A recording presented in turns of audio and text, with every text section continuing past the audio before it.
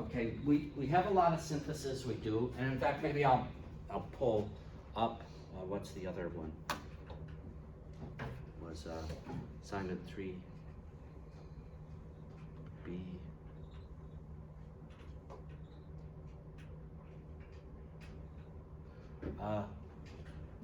Let's think about alcohols. We did alcohols this semester. I don't usually do alcohols. I usually have you come in here. But having said that, typically when I have you guys come and I haven't done the alcohols, you've done it, you still have synthesis where you have to grab an alcohol once in a while. You have to grab an alkyl bromide. But one of the things we want to remember is that we have something, I'm going to do this, okay? Br. We can always convert BRs to alcohols. These aren't chemical reactions. I'm going to talk about these as synthetic things, okay? So I'm using some funny arrows. But we can always make an alkene from an alkyl bromide, okay? And then from that, we could make an alcohol.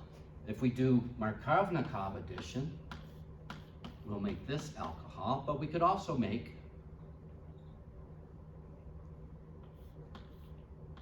we have ways of making the non-Markovnikov addition, right? So from an alkyl bromide, we can make an alkene, we can go back, and in fact, we even have ways of taking this and making this as well. Just think about all the reactions you learn. And if you don't remember the reagents, if you're doing a big chemical synthesis and you're stuck because you say, oh, I need this compound and I started from this, how am I going to do it? And then you say, well, I can do this and then I have to make the Markovnikov addition, but I can't remember. Well, just tell us that that's what you want to do and you'll get part marks because you'll remember that you can do it, you just didn't remember the specific reagents. But alkyl bromides, and we can always make alcohols from alkyl bromides. We can make alkenes. Alkenes provide us ways of making epoxides. Epoxides provide us ways of making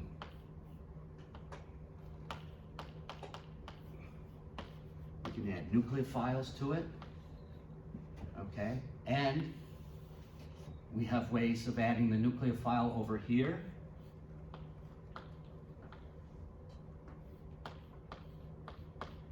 Okay?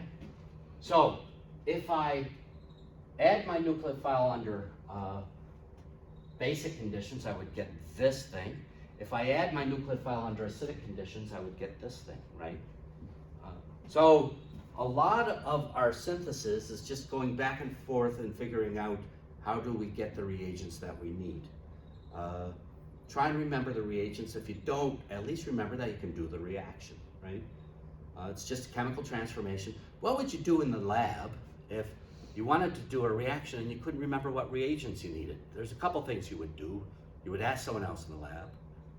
You would go and ask your supervisor in the lab, or you would go to Mr. Google and ask the Google, and the Google will probably tell you, okay? So what we want you to know is that you can do these things. It's nice to remember the reagents too, but the way we work as chemists, we eventually learn all these things because we're doing them all the time. Like I still know the atomic masses for carbon, nitrogen, oxygen, hydrogen, just because I use them all the time as a graduate student 1,000 years ago.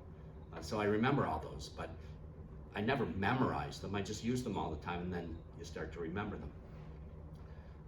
Hydrogen has a mass of 1.0079, so you just remember that. So when we want to do these syntheses, don't forget about those transformations of alcohols, alkyl bromides, epoxides, ethers. We can throw on, when we have an alcohol, we can make it a good leaving group, and we don't even have to go through the bromide. We can do a reaction where we do a substitution by installing a better leaving group.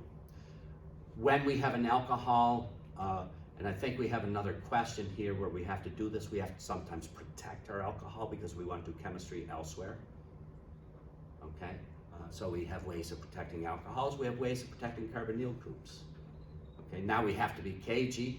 we've already seen that when we have two carbonyls, one is maybe a better electrophile than the other, so we can protect the better electrophile easier than the other electrophile, because we can just install a protecting group on it. So in terms of synthesis, just remember those things. And if you forget the particular reagents, don't sit there trying to remember the reagent. Just say, I can do this, and then get on with your exam. Maybe it'll come to you. Maybe you'll see it somewhere else in the test, and then you'll say, oh yeah, that's what I need to use. Then go back and do it. Don't let yourself get stuck for more than a little bit. You know, give it some effort. If you can't remember, just say, oh, I know I can do that. It's magic. I can do it. And you know, in a big synthesis, you get me all the steps and you couldn't remember the reagent for one. You think I'm going to give you 1 out of 10 on that? No. You're going to get a lot of marks for a multi-step synthesis. And you forget one reagent, you'll probably get 9.5, 9 or 9.5 out of 10 because you got all those things.